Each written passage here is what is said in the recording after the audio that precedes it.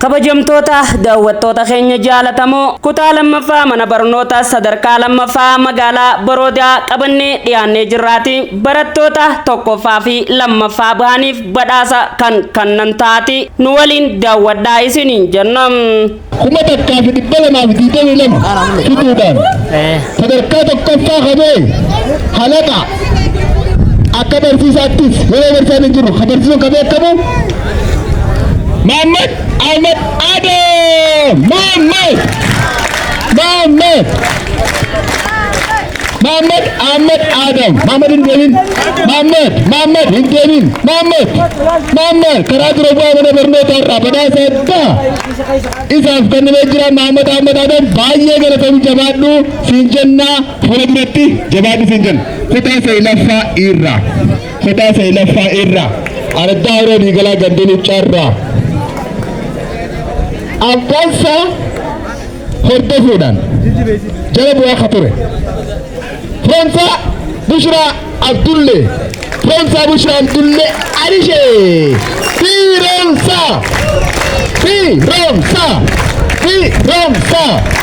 Firoomsa Bushraa Abdullee arrabaan jira jechuudhaan abbaansa hordofuudhaan kan beekamu barnoota isaatiin qaxalee sadarkaa tokkoffaa qabee Firoomsa Bushraa Abdullee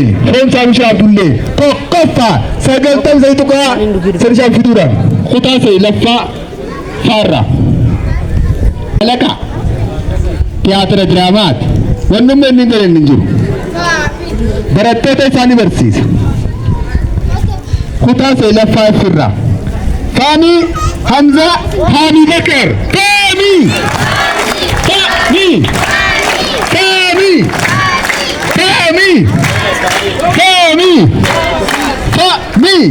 Fahmi Hamza Bakar akka barsiisaatis akka barataattis barataa cimaa fuula duraaf abdirraa manni barnootaatiin maatiin isaatirra kaa'atee jiru Fahmi Hamza Bakar barataa Fahmi Hamza Bakar baay'ee galatooma jennaan maatiin baay'ee galatooma jennaan kutaa hirmaffaa aarra barataa sagalee isaan dhagaafne habarnoota irratti akka jalaaminne bulchiinsa magaalaa Boroodaa gadi duwwaa lamarraa Abnezer Baay'ullin Kaasaa'e Abnezer Baay'ullin Kaasaa'e habarsiisaat kuma takkaa fi dhibba lamaa fi 28 avreejii 94 tuqaa 5 fiduudhaan tokkoffaa qabee barataa Abnezer Baay'ullin Kaasaa'e Abnezer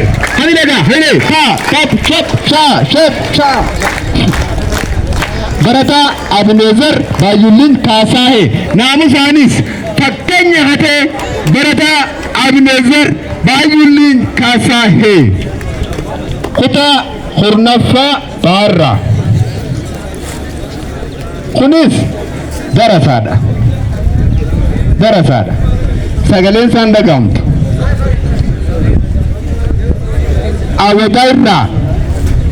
asii barnoota amantaatiif dhufee barnoota kaanis haxaa'uudhaan kan beekamu kumaa 200 kan fide kumaa 100 keessaa Musaabee Muhammad Adam Musaabee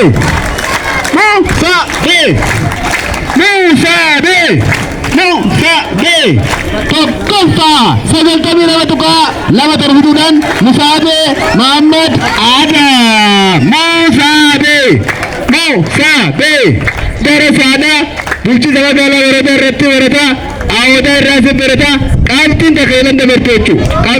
dabartu Musaabee Muhammad Adam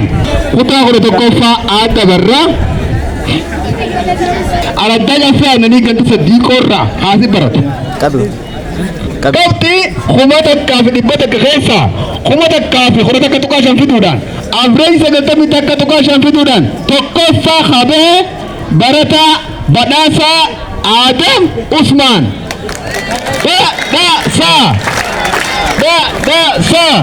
tokkoffaan badhaasa lammaffaan badhaasa tokkoffaan badhaasa lammaffaan badhaasa kutaa 11ffaa arra barataa badhaasa Adam Usman naamusaanis kan beekamu barataa badhaasa Adam Usman badhaasa Adam Usman kutaa 11ffaa arra tokkoffaa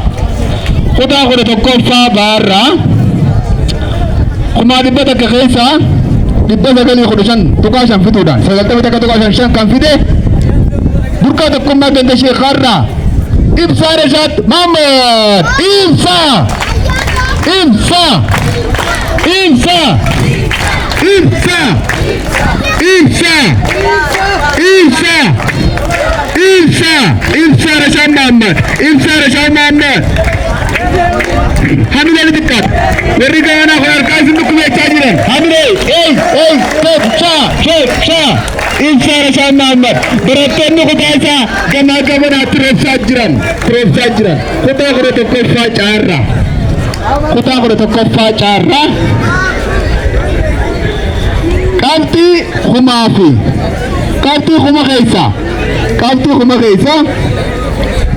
dhibba saddeetii shantamii sadii fiduudhaan 85 fiduudhaan tokkoffaa qabee Akram Sham Hassan Akram Sham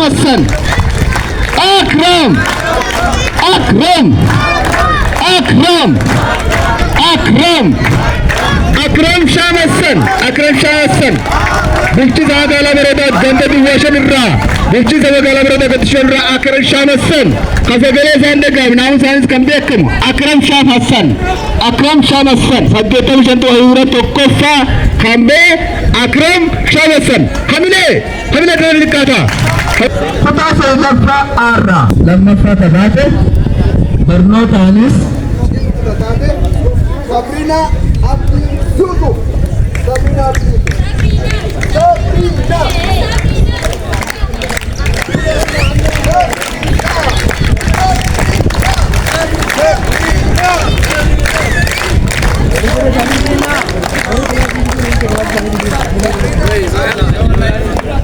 Paparra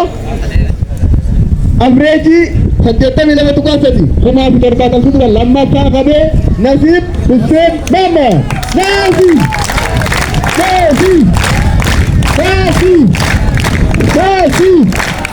lamaffaa qabee Nasiib Hussein Mahammad kutaa sadaffaa caarraa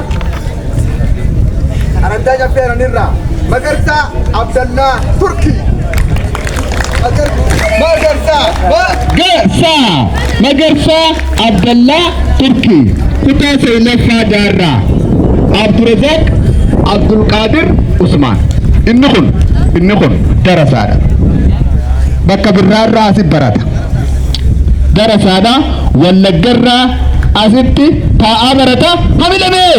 Abdurazak Sheekha gizee barattoonni keenyaaf keessatti sheexanee gaddaa seenee gaggarsees itti qaruudhaan kan keessaa dhabamsiisu Abdulqaadir Abdallaa Usmaan Sheek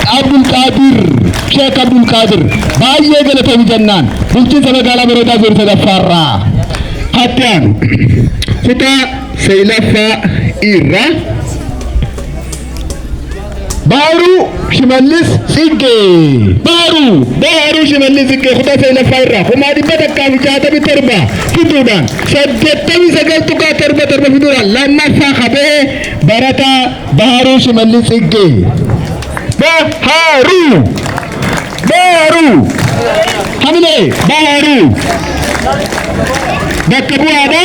fuudhuu fi ni danda'a kutaa sadaffaa F-irraa Mustafa Khalifa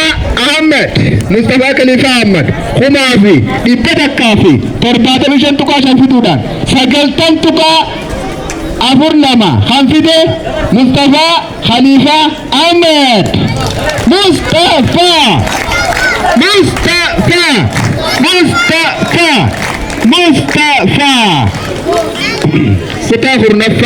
kutaa kurnaffaa dabarraa asitti nu bashannansiisa afaan faranjiitiin akka faranjiitti haasaa ka ture bulchiinsa magaalaa Bareedaa zoonii takkarraa Dachaas Abrahiim Muummee Dachaas kuma takkaa fi dhibba takkaa fi 90 takka tuqaa 8 hangam takka dorgommii ciccimtuu kana bilaa'e lammaffaa bahee jechuu 90 takka tuqaa 8 fiduudhaan sadarkaa lammaffaa qabee Dachaas Abrahiim Muummee Dachaas Dechas. Kuta kurnaffaa baarra. Biiftuu Duramuu ganda Barrikorraa. Abdurrahman Yaasin Muhammad. 1,162 89.82 kan fide lammaffaa qabee Abdurrahman Yaasin Muhammad.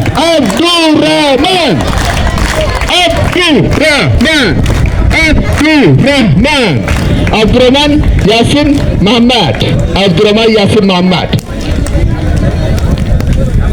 daawwattoota keenya jaalatamoo kutaan lammaffaa mana barnoota sadarkaa lammaffaa magaalaa Baroodaa kan qabannee dhiyaanne kan gammaatti daawwattan kana tureetiin kutaa sadaffaadhaan hanga walitti deebinutti turtii gaarii isiniin jennam.